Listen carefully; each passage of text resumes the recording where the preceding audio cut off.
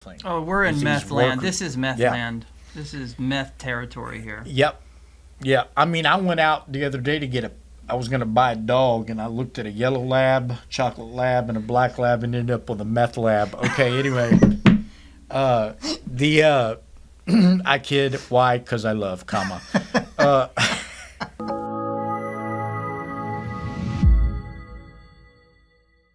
You are on the 14th step. It's a podcast about addiction and recovery. My name is Mark. I am a professional counselor and a recovering addict. And my name is Skip, and I'm a recovery coach and a recovering addict. So what'd you learn this week? I learned a lot this week. Where'd you go? I learned I'm too busy this week. I went to a little town about an hour away, which will remain nameless. But it's not nameless because it's a common problem we have here in South Texas, Mark. It rhymes with Parn City. Yes, it does. Anyway. Look it up. Yeah, look it up. We are Victoria, where we're from. We're in the middle of about 13 counties that research has shown that we are in a black hole as far as recovery goes. There is no official help hardly at all, except for the BTCRO Outreach Center, and there's a serious problem. And that's where this podcast was born out of, because the initiative that sponsored us initially, their purpose is to kind of, I guess, look at rural, I can't say that word. There's so many words I can't say. Rural areas around here and see what the resources are and what's lacking. Yes, and they started this in 2019, and it was on the heels of the opioid epidemic because it was so bad in the 2013s and 2015s. And you know how everything is about 2 years too late. And they started this, and then COVID hit, and it stopped everything for about 2 years. Well, and they started back up in 2021 and got a hold of us, and all this started. Well, guess what's changed since then? Opioids, obviously, are always going to be a problem, but it's in rural Texas where they're vulnerable to drugs. It's no longer the opioids that are the major problem. It never was, honestly. And these opioid funding came from federal legislation. The political win to combat the opioid crisis was definitely there. And they're trying to catch back up. So the funding is still under the umbrella of the opioid crisis, but the problem we're having now is meth, obviously. Yeah. And these rural communities are rampant, I guess because it's easy to make. In the 10 years that I've been a counselor, I used to be able to pick out a meth addict when they walk in the door. They always kind of they fit the stereotype, usually a little older. It's kind of like a truck driver type, oil field type. Those were the meth users. Well, and hillbilly types. Funny you say that, because Karnes City, sorry, I just narked on him.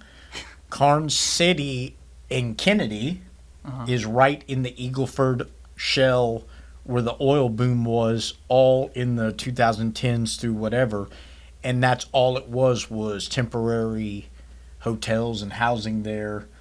And that's what started that whole thing. Oh, we're in meth land. This is meth land. This is meth territory here. Yep. Yeah. I mean, I went out the other day I was going to buy a dog, and I looked at a yellow lab, chocolate lab, and a black lab, and ended up with a meth lab. Okay, anyway. I kid. Why? Because I love, comma. So anyway. So what were you doing in Crescent City? We had a town hall meeting. Okay. And this is the first town hall meeting I've ever been to. I've always wanted to go on about Bigfoot sightings, but that's neither here nor there.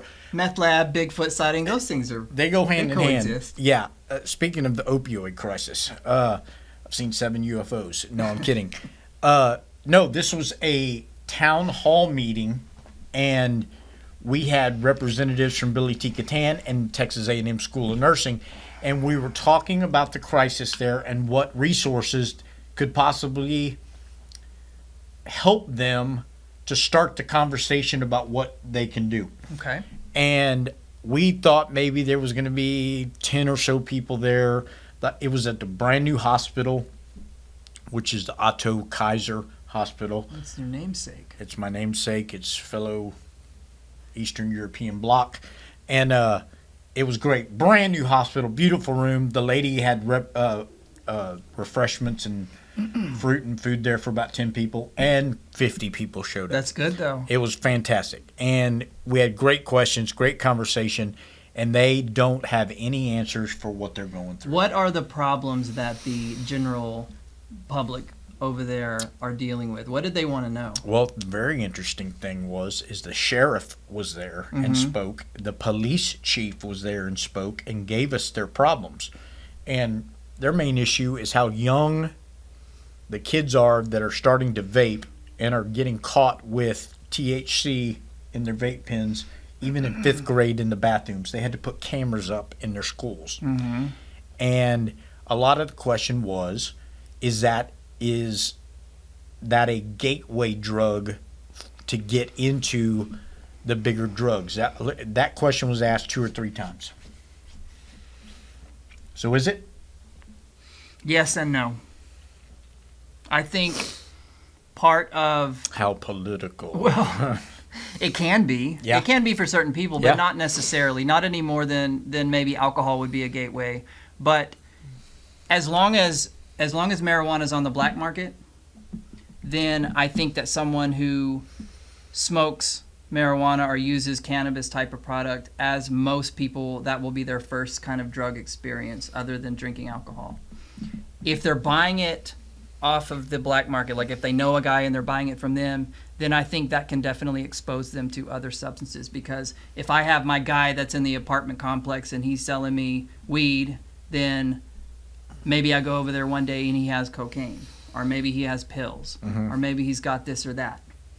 And so I think that in a weird way, the decriminalization of marijuana will probably alleviate some of that stuff and make it less of a gateway, which some people have issue with. But I think that the more we decriminalize marijuana and take it off of the black market, the less people will be exposed to drug dealers who have other drugs. So I don't necessarily think that marijuana is a gateway drug at face value. Right. But I think that it can expose people to other drugs. And in the other sense, though, I think that people who are vulnerable to drug addiction and who start off smoking marijuana will get to a point where they're probably bored with it and they'll already be primed to have a drug experience if they're exposed to something else. People who are willing to do one drug are probably willing to do a different drug. Right. Yeah. But that doesn't really apply to alcohol. There's plenty of people who drink alcohol when they're in high school and they just don't ever have any interest in trying other drugs. True. There's probably a lot of alcoholics that are not drug addicts. There are, and there's a lot of young people who don't really want to break the law and don't want to use drugs, but they will drink alcohol. And so that's why I'm kind of a proponent of decriminalizing marijuana, because I think the only thing that's different about alcohol is that it's legal. And so it doesn't feel like using a drug, even though chemically alcohol is probably one of the strongest drugs that there is. Right.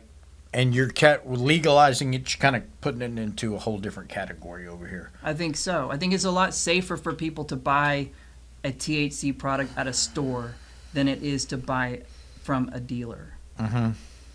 So I think it can be a gateway, but I don't think it is necessarily an end-all, be-all no, gateway. No, it's not. Yeah. It's not. Yeah. There are people who are going to be prone to addiction no matter what. Well, and that brings up another topic that they were asking about in this town hall meeting, which was people were using examples. My grandkid or my kid has gone through 3 rehab stints and they still relapse. What's the problem? Do we need a halfway? They were specifically saying, do we need a halfway house here? Do they need this? And it made me realize in all things that you're talking about is everybody's case is completely separate and there's no one answer that fits any of this stuff, right? Right. So when somebody's asking that question, it made what it made me think of was, I got a sense that these people were asking questions that they wanted somebody to just tell them how to fix their grandkid or their kid. There's nothing worse than being a parent or a grandparent and watching your child suffer like that. Yep. And feeling helpless, and then giving them help, giving them treatment, and then they come back and do the exact same thing. It's kind of like watching someone slowly commit suicide. Yeah, and they have no knowledge of they're in this small town and have done whatever they've done their whole lives. They don't know any details about this, so they're trying to say, well, it's like he's sick. What's wrong? Addiction is not Fix a him. broken arm that you can Right. go to the hospital and get patched up and come back and be okay. Yep. And it has a lot to do with the environment.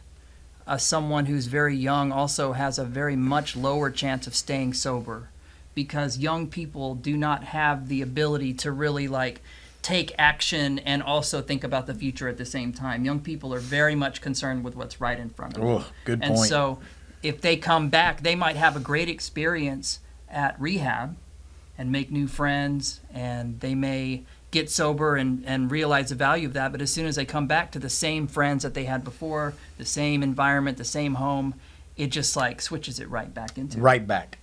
So would you say if you have a dramatic problem, it's going to take a dramatic solution? It is, and I think addiction is one of the most dramatic problems. Yes. there is. So not only are you going to have to dramatically change your life, your habits, your surroundings, but everybody around you that you're going to be with is going to have to do the same thing. And that's hard when you're It's in hard. an area that doesn't have sober living. Not to mention There's youth not much sober infrastructure at all. There's not even dealing with recovery. I'm talking about everyday life. It's little towns in rural Texas. Mm-hmm. There's like a convenience store. Yeah. And an HEB pantry. I mean, it's just there's nothing. They're not equipped to deal with a drug problem other than county jail.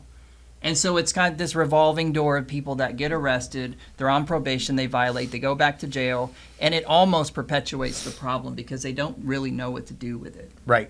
And that's a lot of what the sheriff and what the police chief They're picking will up say. the same people over and over and over Yep. again. They would like a different solution, but it requires a lot. A lot. And I think a town hall like that is really good for people to voice that. At least they're willing to show up and have that conversation because they know firsthand how difficult the problem is. But it does And I require think total change. and being in a little town, everybody knows everybody's business. So you don't want your name. It's shameful. It and is. They try to keep it a secret, but it's eventually getting to this point towards an epidemic, and they're finally willing to talk about it. Meth is a crisis. It's a complete crisis. Well, its chemical hooks are It is. deep, It is. right? And it causes all kinds of problems, severe mental health problems, psychosis, hallucinations, weight loss. People just it eats people up Well, especially I can imagine if you're young. if you start young. Definitely. So anyway, we are in the beginnings of a conversation of the problem that we are having in rural Texas, and it's a big problem. It is. And we're in I keep saying a 13 county black hole here. We have a very big geographic We do. area here, and a lot of it's farm and ranch land. It is, and we're trying to figure out what to do, and that's really why we started this podcast. It is. Is to get this conversation started and maybe look at some next steps. I think this is the first of many town halls that we're going to try to do one in every county. And I'm excited to be a part of that just because I'm learning so much about this as well. Maybe you and I can go to Carn City and do a town hall podcast. I think that would be great. Wouldn't that be I good? want to hear from people who are listening. If you grew up in a small town and there were a lot of drugs everywhere and you recovered in that environment, we want to know what your story is, and we would love to feature that on a future podcast. For sure. Like and subscribe. Thanks for listening. We quit begging a long time ago. No, Now I'm not above we're begging. ordering you. Please. We have to eat too, you Like know. and subscribe.